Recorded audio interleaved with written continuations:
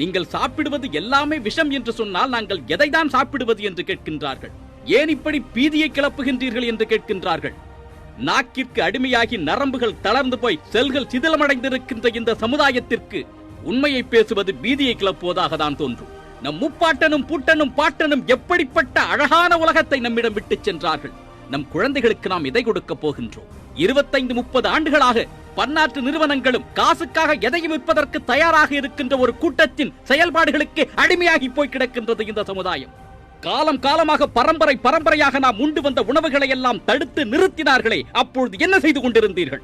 கடலை எண்ணெய் உபயோகப்படுத்தாதீர்கள், நல்லெண்ணெய் உபயோகப்படுத்தாதீர்கள், தேங்காய் எண்ணெயை உபயோகப்படுத்தாதீர்கள் என்று கூறி கூறி உங்கள் அறிவை மழுங்கச் செய்து ரீஃபைண்ட் ஆயில் என்ற ஒன்றை கொண்டு வந்தார்களே. இன்று எத்தனை சிறப்பு மருத்துவமனைகள் இதய கோளாறுகளுக்காகவும் சர்க்கரை வியாதிகளுக்காகவும் உங்கள் பகுதியில் இருக்கிறது. அயோடின் உப்பை சாப்பிடு, அயோடின் உப்பை சாப்பிடு என்று கூறி கூறி என் தெருவில் கூவி கூவி உப்பு விற்றவனை எல்லாம் உதைத்து தள்ளினார்களே. அதன் பலன் என்ன தெரியுமா? இன்று வீதிக்கு வீதி தைராய்டு ஸ்பெஷாலிட்டி ஹாஸ்பிட்டல்கள் முளைத்திருக்கின்றன. புற்றுநோய் என்பது எங்கோ ஒருவனுக்கு ஏதோ ஒரு மூளையில் வருகின்ற ஒரு நோயாக இருந்தது. ஆனால் உங்கள் பகுதியில் புற்றுநோய்க்காக மருத்துவம் பார்க்கின்றேன் என்று எத்தனை மருத்துவமனைகள் முளைத்திருக்கின்றது. எப்படி வந்தது புற்றுநோய்? உடல் உழைப்பின்றி இருந்தால் ரத்த கொதிப்பு வரும், சர்க்கரை நோய் வரும் என்று கூறிக்கொண்டிருந்தீர்களே. 25 வயதில் ஓடி ஓடி உழைக்கக்கூடிய என் இளைஞன் நெஞ்சு வெடித்து இறந்து போகின்றானே, அதற்கு என்ன காரணத்தை கூற போகின்றீர்கள்? உலக நாடுகளில் தடை செய்யப்பட்ட பொருட்களும் தடை செய்யப்பட்ட தயாரிப்பு முறைகளும் இந்த தேசத்தில் பரவலாக இருக்கின்றதே, அதை பற்றி நீங்கள் யோசித்திருக்கின்றீர்களா? காலையில் எழுந்து பல் துவக்குவது தொடங்கி இரவு தூங்குவதற்கு முன்பு கொசுவிரட்டியை பயன்படுத்துவது வரை இன்று நாம் பயன்படுத்திக் கொண்டிருக்கும் அத்துணையும் விஷம்தான். நீங்கள் எந்த பொருளை வேண்டுமானாலும் பயன்படுத்துங்கள், ஆனால் அது எந்த மூலப்பொருளை கொண்டு தயாரிக்கப்பட்டிருக்கிறது, அதன் உள்ளீடுகள் எப்படிப்பட்டவை என்று ஆராய்ந்து அதன் பிறகு அதை பயன்படுத்துங்கள். வெள்ளை சர்க்கரையையும் மைதாவையும் முதலில் தூக்கி எறியுங்கள். பிளாஸ்டிக் கப்பிலோ பேப்பர் கப்பிலோ சூடான பானங்களை அருந்துவதை நிறுத்துங்கள். பேப்பர் கப்பின் உள்ளே ஒரு வேக்சின் தடவப்பட்டு இருக்கும்.